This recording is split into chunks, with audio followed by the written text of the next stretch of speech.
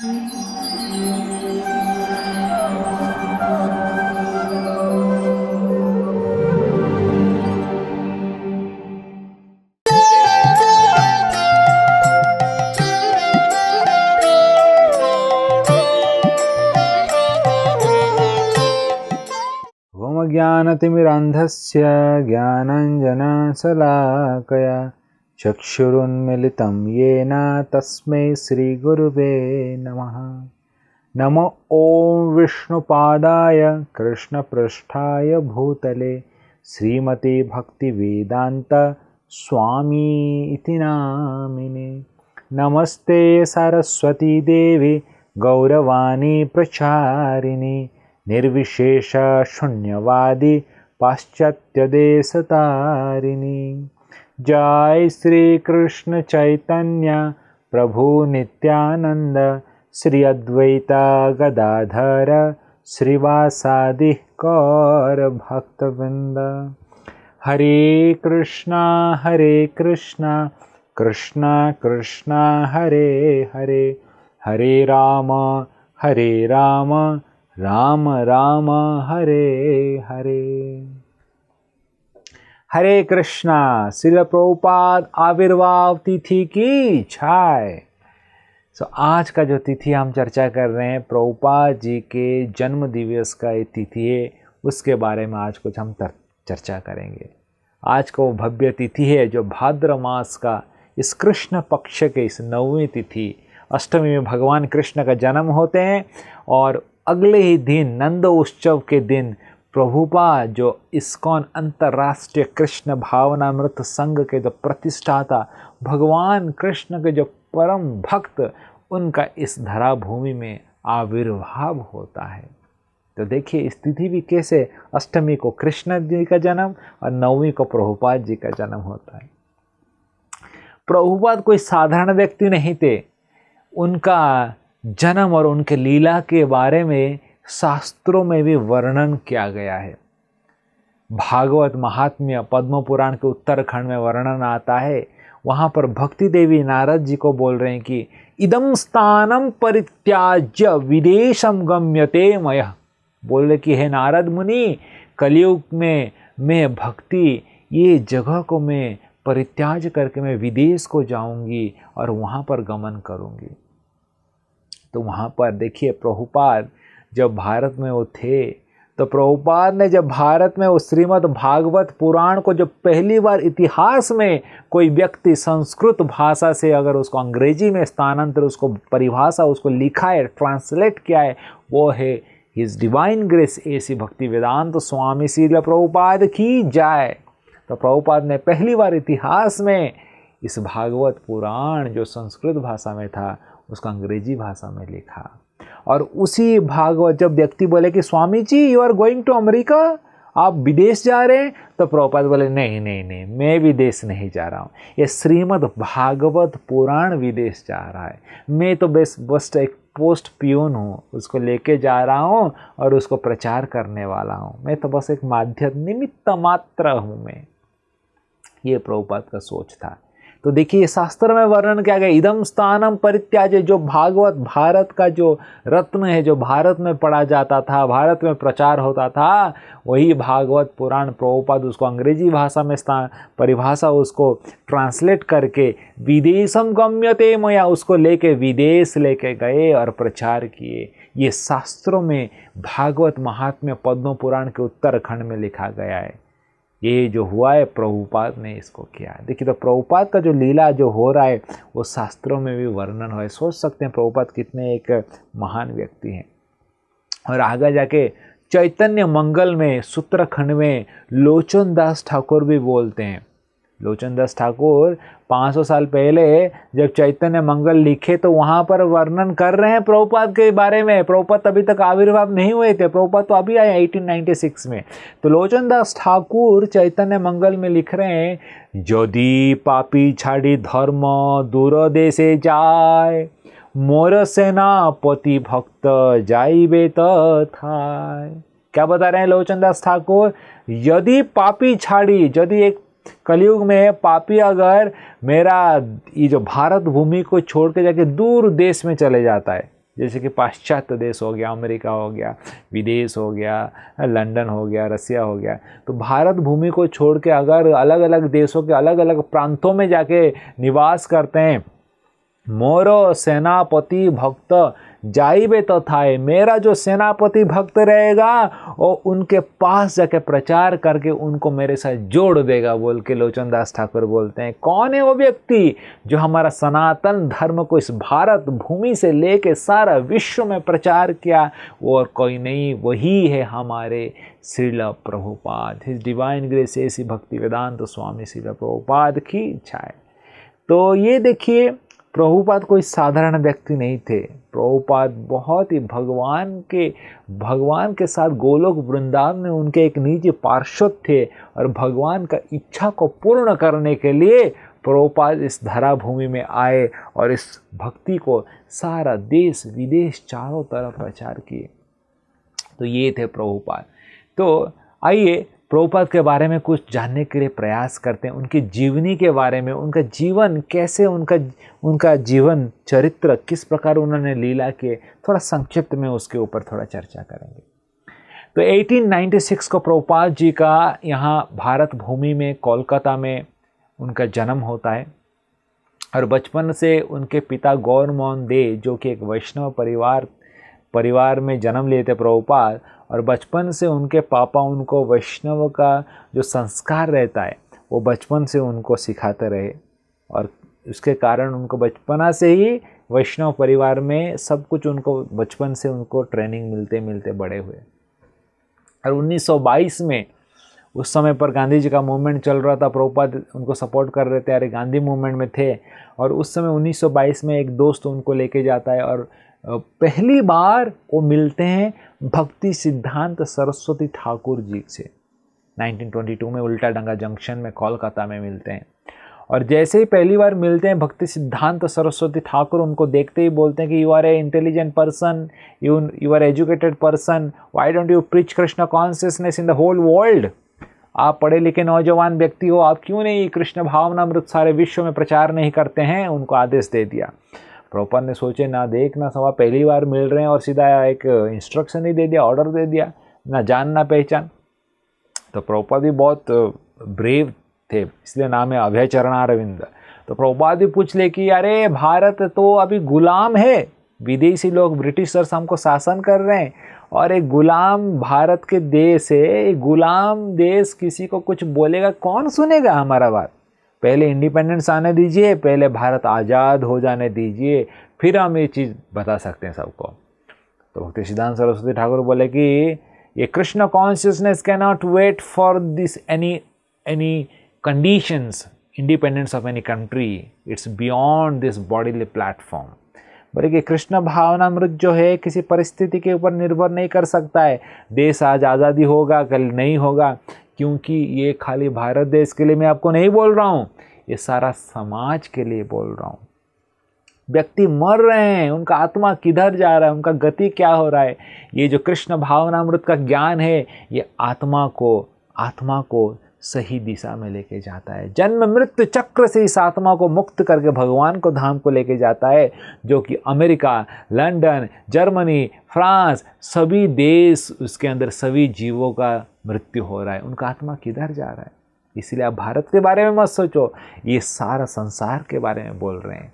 अतः प्रभुपाद को सोचने को मजबूर हो जाते हैं कि ये व्यक्ति कोई साधारण व्यक्ति नहीं है, ये एक अलग ही डायमेंशन में बोल रहे हैं। और तभी से प्रभुपाद ठान लेते कि ये मेरा गुरु है, इनको मैं गुरु मानूंगा, और तब से प्रभुपाद उनको गुरु के रूप में स्वीकार करते हैं। और 1933 में प्रभुपाद उनसे प्रामाणिक रूप से वैष्णव दीक्षा उनसे ग्रहण करते हैं, और उनको पूछते हैं कि आपके लिए मैं क्या सेवा कर सकता हूँ। तब प्रभुपाद एक गृहस्थ थे, तो उनको बोलते हैं कि आपके पास जब भी कुछ धनराशि मिलता है, राधा कृष्ण के मंदिर का निर्माण कीजिए, और ज़्यादा से ज़्यादा पुस्तकों का प्रिंटिंग कीजिए, वितरण कीजिए, जिसके द्वारा मानव समाज का कल्याण होगा। और उसी आदेश को हमेशा अपने चित्त ते कोरिया एक जो आर ना कोरियो आशा, और कुछ आशा ना करते हुए उसी के ऊपर ही मनन करते हुए कैसे उसको एक सही रूप से प्रचार कर पाएँ। उन्होंने 1950 में वानप्रस्थ आश्रम लेते हैं, और गृहस्थ आश्रम को परित्याग करते हैं।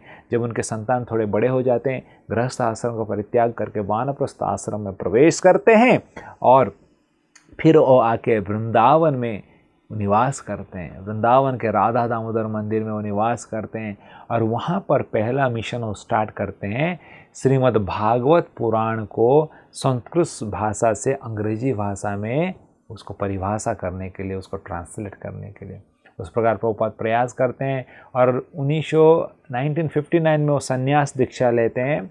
और बोला जाता है कि प्रभुपाद जैसे सन्यासी लोग मधुकरी करते हैं वृंदावन में, तो उस समय प्रभुपाद के पास ज़्यादा कुछ पैसा भी नहीं था, तो खुद वो बुक्स लिखना, प्रिंटिंग करना, छापना, उसमें थोड़ा धनराशि का लगता है। तो प्रभुपाद के पास कुछ नहीं था उस समय। तो बोला जाता था कि प्रभुपाद जब संन्यास लिए तो जैसे बाबा जी लोग जाते हैं, मधुकरी करते हैं, भिक्षा मांगते हैं खाने के लिए, तो प्रभुपाद बोलते कि मुझे खाने के लिए जरूर ज़्यादा कुछ नहीं चाहिए, थोड़ा कुछ मैं खा लूँगा, मुझे आप कुछ मधुकरी देना है तो मुझे एक पेपर दे दीजिए, पेन कुछ रहेगा तो पेन दे दीजिए लिखने के लिए, खाली पेपर रहेगा तो पेपर दीजिए जिससे मैं भागवतम का ट्रांसलेट कर पाऊँगा।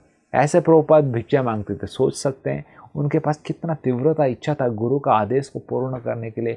अपना खाना पीना के बारे में नहीं सोचते थे, कुछ तो कुछ खा लूँगा, लेकिन मुझे आप ये मदद कीजिए जिससे मैं गुरु का आदेश को पूर्ण कर पाऊँ। इस प्रकार 1965 तक प्रभुपाद ने पहला भागवतम का पहला वॉल्यूम वो लिखते हैं और प्रिंटिंग करके पहला वॉल्यूम उनका, पहला कैंटो उनका रेडी हो जाता है 3 वॉल्यूम में। तब प्रभुपाद सोचते हैं कि भागवतम का पहला कैंटो हो गया प्रिंटिंग, अभी मैं विदेश जाके इसका प्रचार करूँगा, और लेकिन पैसा कुछ नहीं था जाने के लिए। तो फिर वो बॉम्बे आते हैं। बॉम्बे में सुमति मुरारजी जिनका सिंधिया कंपनी था, उनको बोलते हैं कि आप थोड़ा हमें मदद कीजिए ताकि हम विदेश में जाके प्रचार कर पाएँ भागवतम का। तो सुमति मुरारजी बोलते हैं कि अरे स्वामी जी, आप भारत में प्रचार क्यों नहीं करते हैं, इतना दूर जाने का क्या ज़रूरत है, वहाँ पर बहुत ठंडी है और आपको 69 ईयर हो चुका है, आप उधर जाएंगे ठंडी में मर जाएंगे। Swami ji, you are too old and that is too cold and you will die, don't go. लेकिन प्रभुपाद बोलते कि नहीं, गुरु का आदेश है, सारा विश्व में चारों तरफ प्रचार करना है, प्रचार करते करते मैं मर भी जाऊं क्यों ना, लेकिन प्रयास तो करना चाहता हूं, घर बैठ के मैं नहीं बैठ सकता, प्रयास करना है। तो प्रभुपाद जी का जो स्पिरिट था अर्जुन के भांति था, युद्ध क्षेत्र में मेरा मृत्यु हो जाए चलेगा। तो ऐसा डिटर्मिनेशन, ऐसा जोश दे के सुमति मुरारजी भी अंत में बोलती ठीक है, अगर आप इतना ही जिद करते हैं तो टिकट लीजिए और जाइए। तो स्वामी जी को एक टिकट दे देते हैं, उनका जो जहाज़ था जलदूता में, और स्वामी जी विदेश के गमन में निकल जाते हैं। लेकिन यात्रा इतना सुगम नहीं था, क्योंकि पहली बार प्रभुपाद जहाज़ में जा रहे हैं और जहाज़ इतना स्मूथली फ्लाइट की तरह नहीं जाता है, और अटलांटिक सागर में जहाज़ ऊपर नीचे हो रहा है। स्वामी जी को दो हार्ट अटैक आता है वहाँ पर जहाज़ में, बहुत ही गंभीर परिस्थिति हो जाता है। और उस समय स्वामी जी को एक सपना आता है कृष्ण जी का और सारे अवतारों का। कृष्ण बोलते कि हमारा आपका बहुत परीक्षा हो गया, मैं आपके साथ अभी हूँ, आप चिंता मत कीजिए, जिस उद्देश्य के लिए आप आ रहे हैं जरूर वो संपन्न होगा। और भगवान कृष्ण सारे अवतारों के साथ आते हैं और उस जहाज को रक्षा करते हैं। और फिर भगवान कृष्ण का आशीर्वाद से प्रभुपाद का शरीर फिर से सुस्त हो जाता है और प्रभुपाद पहुँचते हैं, बोस्टन में पहुँचते हैं। प्रभुपाद बोलते हैं, मैं जब पहुंचा बॉस्टन हार्बर में, मुझे पता नहीं था बाएं पैर रखूं या दाएं पैर रखूं। सारा संस्कृति नया है, भाषा नया है, सब कुछ नया है, कुछ भी पता नहीं था। और जो विदेश के लोग थे वो भी पहली बार उनके जीवन में देख रहे हैं कोई एक सन्यासी आया है इस कपड़े में, भगवे कपड़े में कोई एक सन्यासी को देख रहे हैं, इंडियन बॉडी को देख रहे हैं। तो उनके लिए भी बहुत नया था कि ये कौन है व्यक्ति, किधर से आया है। लेकिन प्रभुपाद का पूरा उनका दृढ़ता था कि मेरे गुरु ने आदेश दिए तो मुझे पूरा प्रयास करना पड़ेगा। तो जाते ही प्रभुपाद को एक मिला था कुछ दिन रहने के लिए, स्पॉन्सरशिप मिला था बटलर पेंसिल्वेनिया में, सैली अग्रवाल के घर में प्रभुपाद कुछ दिन रुके, लेकिन वहाँ पर ज़्यादा कुछ वो प्रचार कर नहीं पाए। तो फिर प्रभुपाद बोले कि मुझे प्रचार करना पड़ेगा तो मुझे टाउन में जाना पड़ेगा, पूरा बीच टाउन में जाके मुझे कुछ एफर्ट मारना पड़ेगा। तो प्रभुपाद फिर उधर से आ गए, न्यूयॉर्क सिटी में आ गए। न्यूयॉर्क सिटी में उनको एक जान पहचान के व्यक्ति मिले, डॉक्टर मिश्रा, जो कि एक बहुत बड़े वहाँ पर गुरु थे, योगा गुरु थे। लेकिन उनका फिलोसफी और गौड़ीय वैष्णव फिलोसफी मैच नहीं हो रहा था, क्योंकि वो मायावादी थे, सब कुछ एक। लेकिन प्रभुपाद एक गौड़ीय वैष्णव थे। कृष्ण और जीव कभी एक नहीं हो सकते। भगवान भगवान है, हम उनके दास हैं। जिसके कारण प्रभुपाद को प्रचार करने के लिए उन्होंने ज़्यादा मौका दिया नहीं उनके स्टूडियो में। तब प्रभुपाद ने, कुछ पैसा नहीं था, फिर भी उन्होंने एक छोटा सा एक कमरा ले लिया न्यूयॉर्क में, अलग जगह में रहने लगे। और वहाँ पर धीरे धीरे उन्होंने प्रचार कार्य शुरू करने लगे और वहाँ पर लोग आने लगे। लेकिन वहाँ पर क्या होता है, प्रभुपाद का टाइपराइटर, टेप्स और रिकॉर्डर सब कुछ चोरी हो जाता है प्रभुपाद का। तो सोचिए, प्रभुपाद का न्यूयॉर्क में जहाँ पर रह रहे थे सब कुछ वहाँ पर चोरी हो जाता है। प्रभुपाद, ऐसा परिस्थिति में फिर प्रभुपाद वहाँ जगह चेंज करके बावरी में चले जाते हैं। तो वहाँ पर जाते हैं तो बावरी एक ऐसा जगह था अमेरिका में जहाँ पर सब दारू पीने वाले, ड्रग्स लेने वाले, ऐसे सब बच्चे थे। और एक बार ऐसा होता है कि प्रभुपाद जिसके साथ रहते थे वो इतना नशा कर लिया होता है कि प्रभुपाद को ये आक्रमण करने के लिए आता है। तो प्रभुपाद सब कुछ छोड़ के फिर बाहर आ जाते हैं। तो प्रभुपाद पूरा रोड में रहते हैं, रहने के लिए कुछ जगह भी नहीं है, सोचिए। ऐसा परिस्थिति में प्रभुपाद जिनको प्रचार कर रहे थे वो सब भक्त एक साथ आते हैं और उनके लिए एक न्यूयॉर्क 26 सेकंड एवेन्यू में उनको एक जगह देते हैं और वहाँ पर प्रभुपाद रहते हैं। फिर उसका नाम बाद में हो जाता है मैचलेस गिफ्ट। और ख़ास करके प्रभुपाद के जो शिष्य रहते हैं माइकल और कार्ल, वो ये सब अरेंज करते हैं। इस प्रकार प्रभुपाद का धीरे धीरे स्ट्रगल में एक एक जगह पर आगे बढ़ते बढ़ते, खास करके न्यूयॉर्क में आप जाएंगे, टॉम्स्किन स्क्वायर पार्क में जाएंगे, आज भी वो पेड़ है जहाँ पर प्रभुपाद ने पहला कीर्तन किए थे और लोग आकर्षित हुए थे। उसको अमेरिका गवर्नमेंट हरे कृष्णा ट्री के नाम से बोर्ड लगाया है। तो प्रभुपाद पहले जब गए वहाँ पर हरे कृष्णा कंटिन्यूस, प्रभुपाद घंटों घंटों वहाँ पर कीर्तन कर रहे थे। हरे कृष्णा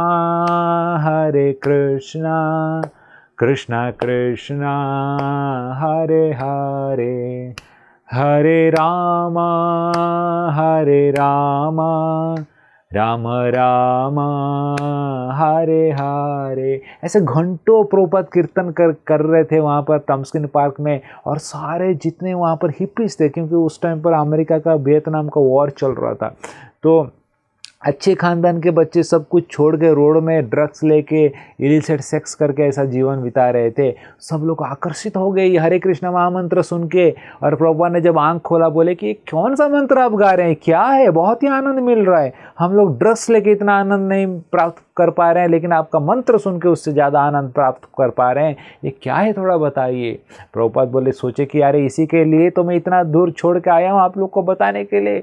तो प्रभुपाद ने जिस व्यक्ति को कृष्ण क्या है, राम क्या है पता नहीं, प्रभुपाद ने पहला भागवत कथा उनको बताया, सब सिखाया।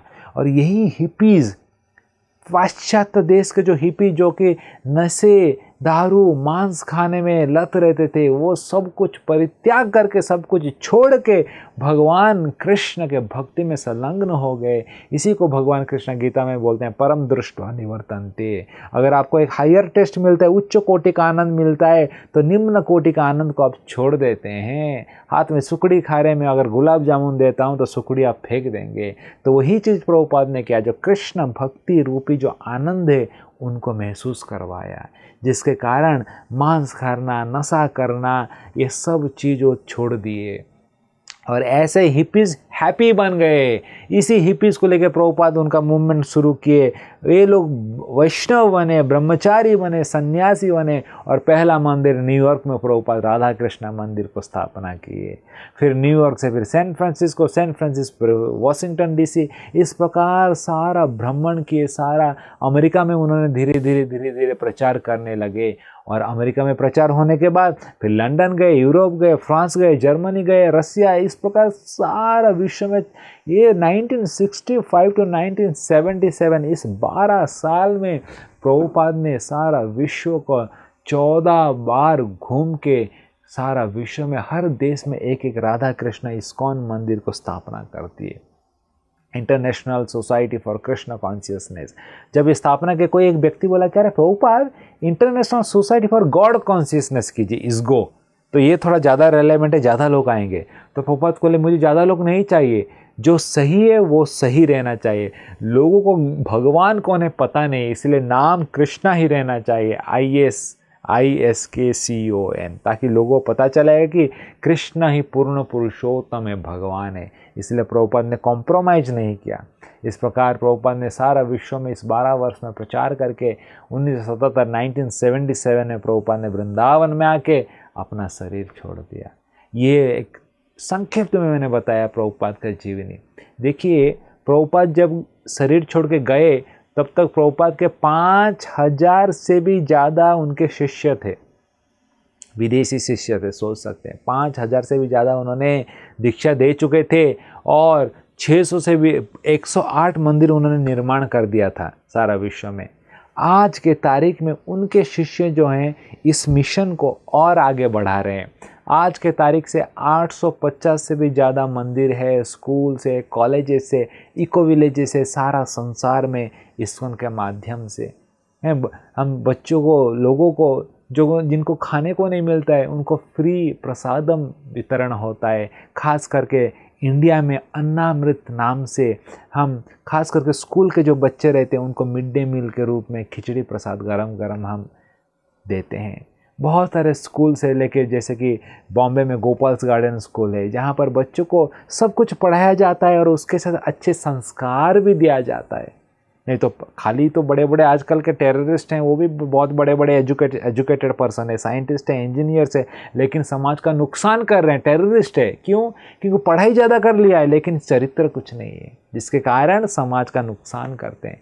इसलिए ISKCON के जो हम स्कूल्स में बच्चों को पढ़ाते हैं, जो भी उनका एजुकेशन रहता है, मैथ, साइंस, अंग्रेजी सब पढ़ाते हैं, उसके साथ संस्कार भी देते हैं। और जब स्किल और कैरेक्टर जब दोनों एक साथ आता है तभी वो कंप्लीट पैकेज होता है, समाज के लिए कुछ अच्छा कर पाते हैं। जैसे हमारा और एक देन है हॉस्पिटल्स, भक्ति वेदांत हॉस्पिटल। इसमें आप जाएंगे तो सुंदर डॉक्टर्स जो हैं जो पेशेंट्स का इलाज करते हैं और उसके साथ उसका शरीर का इलाज करते हैं, मन का और आत्मा का भी करते हैं, क्योंकि यहाँ पर सब डिवोटीज रहते हैं। तो यहाँ पर एक शारीरिक रूप से, मानसिक रूप से और एक आध्यात्मिक रूप से भी उनका उपचार होता है, जहाँ पर वो एक कंप्लीट एक संतुलन बनता है और उसको लाभ होता है। कितना सारे इको विलेजेस प्रभुपाद ने इनिशिएट किया। प्रभुपाद ने खुद एक इको विलेज बनाए थे अमेरिका में, वेस्ट वर्जीनिया में। और उसी तरह यहाँ पर हम महाराष्ट्र में भी एक इको विलेज बनाए जिसका नाम है गोवर्धन इको विलेज। यहाँ पर आप आएंगे, बॉम्बे से 100 किलोमीटर में है, तो यहाँ पर आएंगे देखेंगे तो यहाँ पर गौशाला है, गुरुकुल है, ऑर्गेनिक फार्मिंग है, वृंदावन धाम है, गेस्ट हाउसेस है जहाँ पर आप रह के लाभ उठा सकते हैं। तो इस प्रकार प्रभुपाद का जो ऑब्जेक्टिव था, उनके शिष्यगण उसको आगे जाके बहुत ही अच्छे रूप से इसको निर्माण किए, जहाँ पर कोई भी व्यक्ति आके बहुत कुछ उसका लाभ उठा सकते हैं। तो इस प्रकार आज विश्व में चारों तरफ इस ISKCON मूवमेंट के माध्यम से प्रभुपाद का जो वाणी है, उनका जो इच्छा है, उनके शिष्यगण उसको प्रचार कर रहे हैं। देखिए प्रभुपाद का कितना बड़ा कंट्रीब्यूशन है समाज के लिए। प्रभुपाद का प्रचार करने का जो उनका जो स्पिरिट था, उनका जो इच्छा था, कितना तीव्र था, कितना सारा उन्होंने तपस्या किया इस मूवमेंट को प्रचार करने के लिए। मुझे स्मरण हो रहा है जिस प्रकार अगर आप देखेंगे, गोपियाँ जब देखेंगे, भगवान कृष्ण का एक बार सर दर्द हो रहा था तो नारद मुनि जानना चाहते थे कि कौन सबसे बड़ा भक्त है। तो बड़े बड़े योगी के पास गए कि बोले कि आपका, भगवान कृष्ण बोले कि किसी भी भक्त का अगर धूल मेरे सर में आप रखेंगे तो मेरा सर दर्द चला जाएगा, लेकिन मम्मी पापा को आप नहीं मांग सकते, नंद यशोदा को। तो नारद मुनि बड़े बड़े योगी को गए, बोले कि आपका थोड़ा धूल दे दीजिए। बोले कि नारे बाबा, हम अपना धूल देंगे तो हम लोग नर्क में जाएंगे, हम नहीं दे सकते। तो नारद, अरे देवताओं को बोले, नहीं, देवता बोले हम भी नहीं दे सकते। तो नारद मुनि सबको मांगे, बोले कोई नहीं दे रहा है। तो अंततः वृंदावन में आके जो गोपियों को मांगे, गोपियाँ बोले ठीक है, कितना चाहिए लेके जाइए, भर के लेके जाइए, बकेट भर के लेके जाइए। अगर हमारा पैरों का धूल भगवान कृष्ण का सर दर्द को दूर कर पाता है तो जो भी कीजिए। लेकिन नारद मुनि बोले कि अरे आपको पता है इससे क्या होगा, आपको नर्क जाना पड़ेगा।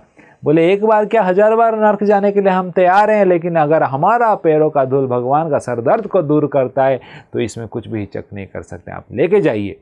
तो ये था गोपियों का भाव। तो कुछ इस प्रकार ही प्रभुपाद का भी भाव था कि मेरे ऊपर जितना भी कष्ट आने दो, लेकिन समाज में जो जीवों का कल्याण हो जाए वो सबसे बड़ा चीज़ है। जीव अगर भगवान कृष्ण का भक्ति में जुड़ जाता है और उसके लिए मुझे कितना भी कष्ट सहन करना पड़े, मैं करने के लिए तैयार हूँ। देखिए, दो हार्ट अटैक, कोई सोच सकते हैं 69 ईयर 70 साल की उम्र में लोग सोचते हैं कैसे रिटायरमेंट करके घर में आराम से रहूं। उसी समय प्रभुपाद यात्रा में निकलते हैं, भारत छोड़ के अमेरिका जाते हैं प्रचार करने के लिए, और जाते जाते बीच में 2 हार्ट अटैक हो जाता है, और कोई रहता तो उसी जहाज में रिटर्न आ जाता। पैसा कुछ नहीं है, लेकिन हौसला बुलंद है कि मुझे भगवान का भक्ति प्रचार करना है, समाज में कल्याण लाना है, भगवान को प्रसन्न करना है। और कितना वहाँ पर अटैक होता है, लोग उनको मारने के लिए प्रयास करते हैं, चोरी हो जाता है। बावरी में उनको ड्रग्स लेके वो व्यक्ति प्रभुपाद के ऊपर हमला करता है, उनको मार सकता था, लेकिन फिर भी हिम्मत नहीं हारे। मर जाऊंगा लेकिन भगवान का प्रचार कार्य छोड़ूंगा नहीं, ये था प्रभुपाद का बुलंद। भगवान का प्रसन्न के लिए निज दुख विघ्न ना करे विचार, ये है वैष्णव का एक गुण। भगवान को प्रसन्न प्रगाढ़ प्रेम रही है विचार, निज दुख विघ्न ना करे विचार। जिस प्रकार माधवेंद्रपुरी भगवान का प्रसन्न करने के लिए, गोपीनाथ को प्रसन्न करने के लिए चंदन लेने के लिए जगन्नाथपुरी चले गए, इस प्रकार प्रभुपाद भी भगवान को प्रसन्न करने के लिए, उनका वाणी को सारा समाज में प्रचार करने के लिए कितना सारा कष्ट वो सहन किए। ये रहता है एक परम वैष्णव का स्वभाव।